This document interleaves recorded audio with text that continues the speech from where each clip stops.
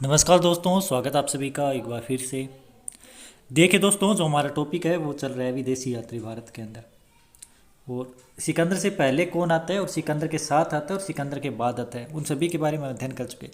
सिकंदर के बाद आने वाले जो हैं उसके अंदर मेगस्थनीज जो इम्पोर्टेंट था वो मैं आपको बता चुका हूँ। और तीन सिकंदर के बाद आते हैं जो मौर्यकालीन थे, और उसके बाद में ये कुछ यूनानी और रोमन लेखक हैं। ठीक है, इनके बारे में आज हम अध्ययन करेंगे।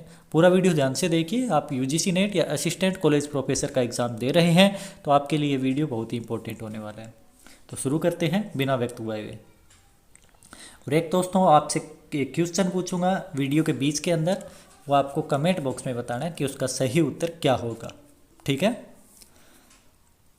देखिए, यूनानी रोमन लेखक, पहला लेखक है डायोडोरस। डायोडोरस की यदि बात करें हम तो ये प्रथम शताब्दी ईसा पूर्व में आता है। ठीक है, और सारे ही लेखक जो मैंने यहाँ पे लिखे हैं वो सारे ही लगभग क्रम से हैं, एक आधा का क्रम कुछ उल्टा पुल्टा है तो मैं आपको बताता चलूँगा।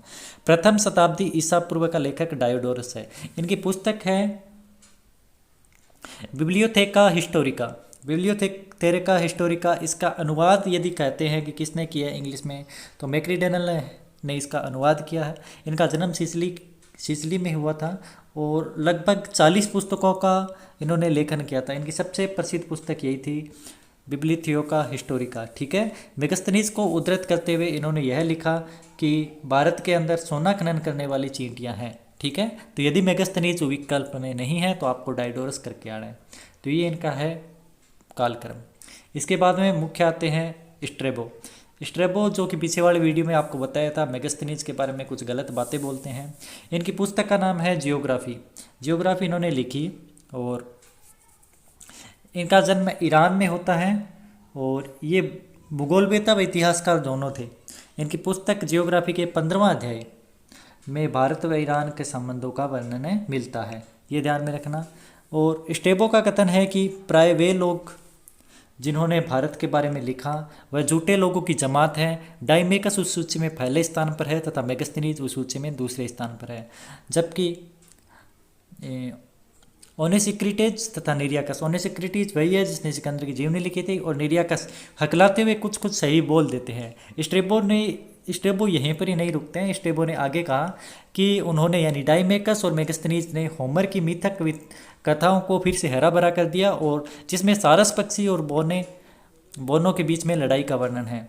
वे बताते हैं कि भारत में कुछ मनुष्य के कान इतने बड़े हैं कि उनमें आराम से सोया जा सकता है। कि मेगस्थनीज के और इन्होंने डाइमेकस ने ये कहा है कि भारत के जो मनुष्य के कान हैं तो उनके अंदर एक व्यक्ति आराम से सो सकता है, इतने बड़े बड़े कान हैं। ये कुछ गलत बातें इन्होंने कही है कि मेगस्थनीज और डाइमेकस के बारे में। ठीक है, तो कह होमर की जो कविता कथाएं हैं उनको फिर से हरा भरा कर दिया है।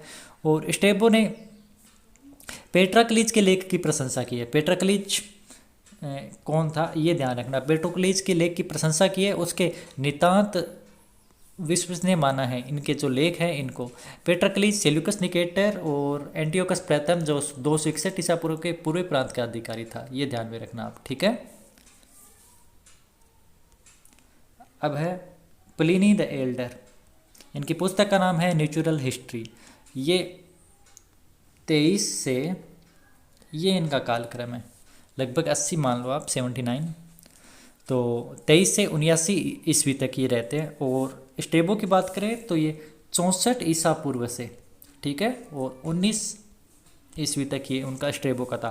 तो लगभग मैंने लिखा है वो क्रम से ही लिखा है, आप थोड़ा सा ध्यान रखें। पहले डायोडोरस फिर स्टेबो फिर प्लिनी। इनका कालक्रम एक दो बार पूछा गया है, पहले डायोडोरस फिर स्टेबो फिर प्लिनी, तीनों का आप ध्यान रखना है। मुख्य मूल नाम इनका प्लिनियस सेकेंडस था और प्लिनी एल्डर इन्होंने लिखी थी नेचुरल हिस्टोरी का नाम से पुस्तक। हिस्ट्री कह दो या हिस्टोरी का कह दो, कहीं कहीं हिस्ट्री भी लिखा हुआ है। नेचुरल हिस्टोरी का नाम से पुस्तक, इसका अनुवाद भी मैकीडल ने किया था। ये लैटिन भाषा में मुख्य रूप से पुस्तक लिखी गई थी। और इनकी रचना यदि पूछे, एक दो बार प्रश्न पूछा गया तो प्रथम शताब्दी की इनकी रचना है। ठीक है, प्रथम शताब्दी की इनकी रचना है। इसमें 37 अध्याय हैं जिसमें भूगोल, शरीर विज्ञान, मानव विज्ञान और जंतु विज्ञान का वर्णन मिलता है। इसका 6ठा अध्याय भारत पर है। ये थोड़ा सा इंपॉर्टेंट है कि कौन सा अध्याय भारत पर, 6ठा अध्याय भारत पर है। भारतीय पशुओं, पेड़ पौधों, खनिजों का वर्णन ये करते हैं। और प्लिनी भारत में बहुमूल्य पत्थरों व रत्नों का उत्पादक या जननी भारत को बताते हैं। वह भारत के बहुमूल्य रत्नों की लंबी सूची प्रदान करता है, प्लिनी जो है भारत के अंदर। और वो आंध्र प्रदेश के बारे में दोस्तों एक बात बताता है दक्कन के बारे में कि ये दीवारों से 30 नगर हैं जो घिरे हुए हैं और अनेक गांव बताता है वहाँ पे। इसी में प्लिनी एक चीज़ पर विलाप करता है और ये बहुत ही महत्वपूर्ण कथन है प्लिनी का, ये आप बार बार एग्जाम में पूछा सकते हैं। रोम के बारे में वो कहता है कि रोम भारत से व्यापार करके अपने कोष को रिक्त कर रहा है।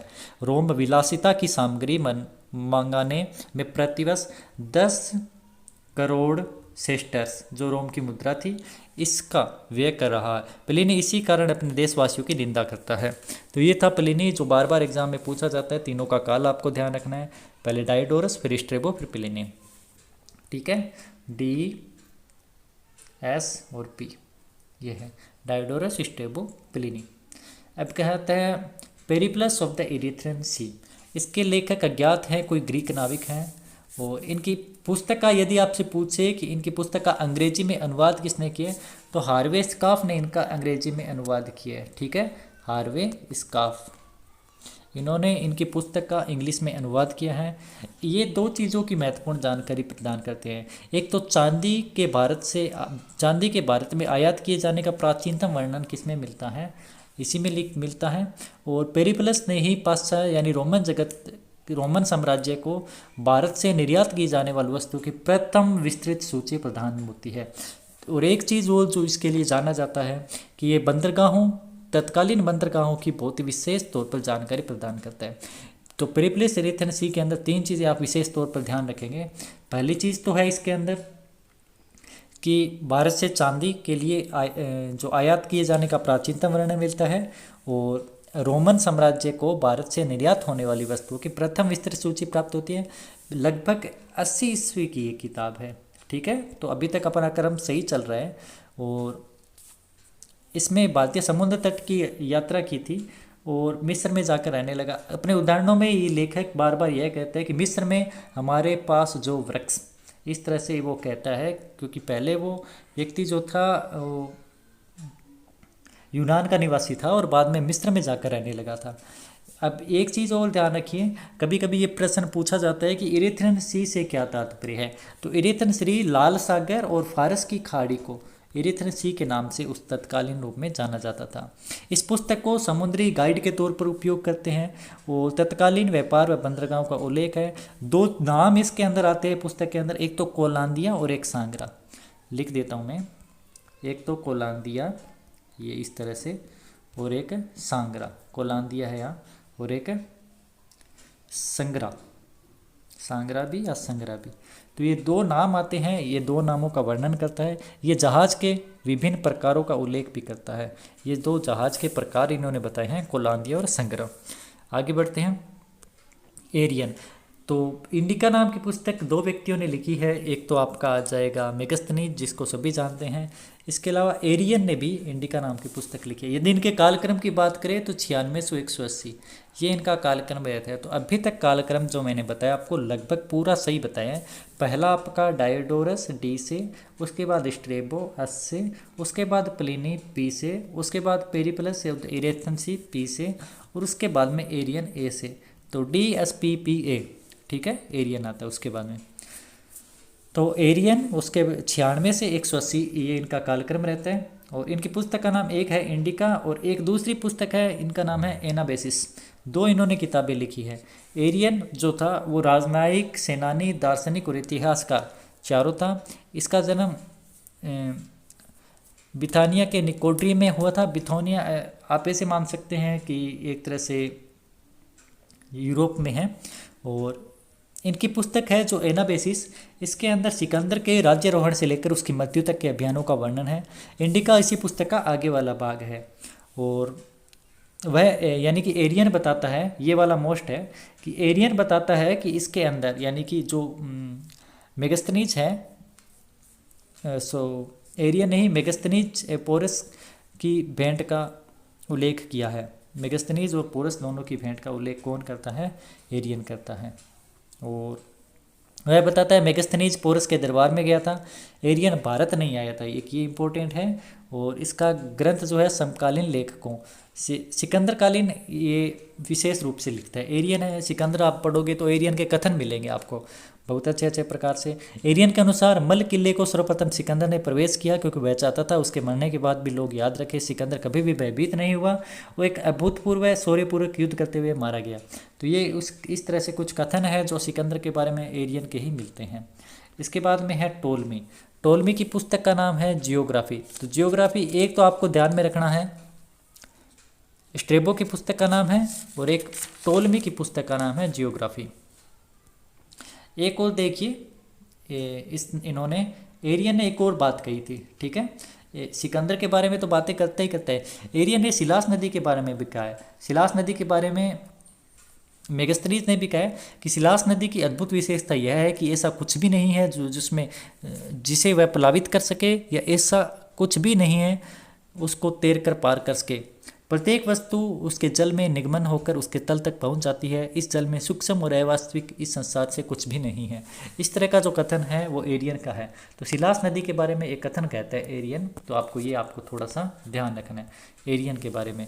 सिलास नदी एक काल्पनिक नदी की घटना भी कह सकते हैं, लेकिन अभी हाल ही में इसको कुछ विद्वानों ने अलग अलग नदियों से तुलना करके बताया है। और टोलमी की पुस्तक भी जियोग्राफी है।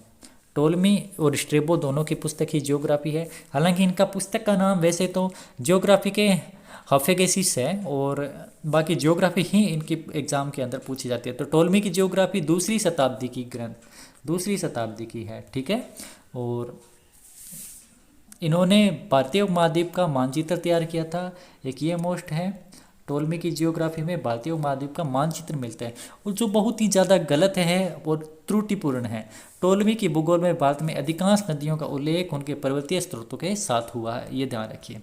अब आगे है जस्टिन का जो ग्रंथ है उसका नाम है एपिटोम। जस्टिन 45 से 125, ये टोलमी से पहले आएंगे, ये थोड़ा सा आप ध्यान रखना, थोड़ा सा इसीलिए मैं बता रहा था। टोलमी यहाँ पर 200 ईस्वी के हैं, वहीं जस्टिन है वो 45 से 125 ईस्वी ये कालक्रम रहता है। इनकी पुस्तक का नाम है एपिटोम। एपिटोम का मतलब होता है सार संग्रह। तो इन्होंने दो चीज़ें कही, एक तो जो चंद्रगुप्त मौर्य की सेनाओं को डाकुओं का गिरोह है, ए बैंड ऑफ रोमर्स कहा था, और एक ये कहते हैं कि सिकंदर के पश्चात चंद्रगुप्त मौर्य के माध्यम से भारतीयों ने अपने गर्दन से दास्ता का जुआ उतार फेंका था। तो दो कथन इनके बहुत ही महत्वपूर्ण है जस्टिन के, तो ये दोनों ही कथन आप ध्यान रखिए। डाकुओं का गिरोह चंद्रगुप्त की मौर्य की सेना को किसने कहा? जस्टिन ने कहा था। जस्टिन डाकू का गिरोह है। इसके बाद है प्लूटार्क जो है इन्होंने दो पुस्तक लिखी है, एक है पैरेलल लाइन और एक है life of Alexander the great. इन्होंने दो पुस्तकें लिखी। और यूनानी इतिहासकार प्लूटार्क युवावस्था में चंद्रगुप्त मौर्य व सिकंदर की भेंट का उल्लेख करते हैं कि दोनों की भेंट हुई थी, यानी कि चंद्रगुप्त मौर्य जो है वो सिकंदर के साथ मिलने गया था। वो जब आप पढ़ेंगे सिकंदर का तो उसके अंदर आप पढ़ेंगे प्लूटार्क के बारे में। प्लूटार्क एक और कथन कहता है, एक तो भेंट का उल्लेख करता है, एक और कहता है कि 6 लाख, यानी कि प्लूटार्क ने चंद्रगुप्त मौर्य के सैन्य संख्या 6 लाख बताई है, और कहता है कि 6 लाख की सेना लेकर इसने संपूर्ण भारत को रौंद डाला। इस तरह का कथन है जो प्लूटार्क का है। तो दो तीन चीज़ें आपको चंद्रगुप्त मौर्य के बारे में ध्यान रखनी है। एक आपको ध्यान रखनी है डाकुओं का गिरोह है, किसने कहा था? जस्टिन ने कहा था। और एक आपको ध्यान में रखनी है भेंट का उल्लेख कौन करता है? प्लूटार्क करता है, और 6 लाख की सेना बताता है। आगे है कॉस्मस जो हुए थे 547 ईसा में हुए थे। और कॉस्मस है इन्होंने लिखी थी क्रिश्चियन टोपोग्राफी पुस्तक का नाम है इनका क्रिश्चियन टोपोग्राफी। ये काफ़ी मोस्ट है टोपोग्राफी, आप पढ़ेंगे तो पता लगेगा आगे। जैसे अपने बौद्ध धर्म के बारे में पढ़ते हैं तो इसके अंदर ये पुस्तक आती है क्रिश्चियन टोपोग्राफी।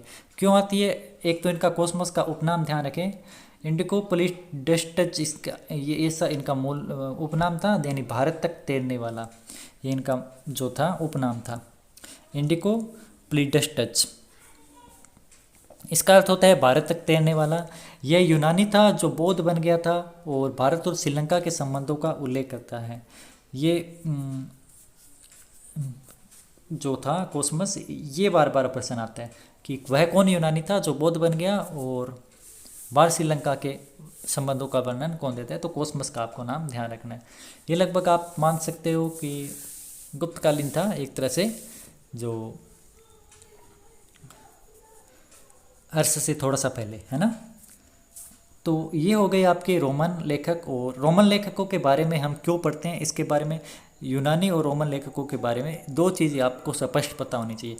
एक तो यूनानी विवरणों की महत्ता इससे है कि सिकंदर के हमलों की जो जानकारी है वो हमें भारतीय स्रोतों में कहीं से भी कोई जानकारी नहीं मिलती है, इसलिए हमें यूनानी स्रोतों पर बहुत ज़्यादा आश्रित रहना पड़ता है। और दूसरे, यूनानी स्रोतों में 326 ईसा पूर्व, ठीक है, जो 326 ईसा पूर्व के सिकंदर के समकालीन सेंट्रोकोटस का प्राचीनतम उल्लेख किया गया। इस आधार पर चंद्रगुप्त मौर्य के राज्यारोहण की तिथि हम 322 ईसा पूर्व निर्धारित कर सकते हैं। अन्यथा कहीं भी चंद्रगुप्त मौर्य के बारे में ऐसा नहीं लिखा हुआ है, क्योंकि अर्थशास्त्र के अंदर चंद्रगुप्त मौर्य का वर्णन नहीं मिलता है, और इंडिका के अंदर भी चंद्रगुप्त मौर्य का वर्णन नहीं मिलता है। यह पहचान भारतीय इतिहास के सुदृढ़ आधारशिला बनी। यूनानी लेखक भारत की जंतु जगत की विविधता और आकृष्ट हुए, यही कारण था इन्होंने हाथियों के आखेट, अश्वों के प्रशिक्षण आदि का उल्लेख किया। उनका मानना था कि वे सभी यूनानियों ने पालतू बना लिया है, भारत में अब जंगली है। इन्होंने गंगा नदी, और देखो दो नदी है, गंगा नदी और एक है सिंधु नदी, तो गंगा नदी की तुलना इन्होंने मिस्र की नील नदी के साथ की है, सिंधु नदी की तुलना यूरोप में बहने वाली डेन्यूब नदी के साथ की है। डेन्यूब नदी घाटी, जैसे कि हम भूगोल में पढ़ते हैं, विश्व भूगोल में, और यूरोप के अंदर है। और इसी के साथ इन्होंने कुछ अविश्वसनीय बातें भी जोड़ दी है, जैसे कि सिलास नदी, जो कि कहते हैं कि इस नदी में कुछ भी सतह पर तैर नहीं सकता है। तो ये आपके हो गए दोस्तों क्लासिकल राइटर, ठीक है। तो क्लासिक के बारे में रोमन और यूनानी लेखक कुछ थे, इनके बारे में हमने आज अध्ययन किया, और आगे वाले वीडियो में मैं आपको चीनी लेखकों के बारे में करा दूंगा, उनका क्या क्रम रहता है, और रोमन लेखकों का जो यूनानी लेखकों का है, इनका थोड़ा सा आप क्रम ध्यान में रखेंगे तो दिक्कत नहीं होगी आपको। तो जस्टिन, प्लूटार्क, कोस्मोस ये लास्ट के अंदर आते हैं। कोस्मोस सबसे लास्ट के अंदर आता है। प्लूटार्क जहाँ 6 लाख सेना की बात करता है, और जस्टिन वहीं डाकुओं के गिरोह की बात करता है। तो ठीक है दोस्तों, धन्यवाद। और लाइक, कमेंट और शेयर का मैं ज़्यादा बोलता नहीं हूँ, तो आप कर दिया करो, ठीक है। धन्यवाद दोस्तों।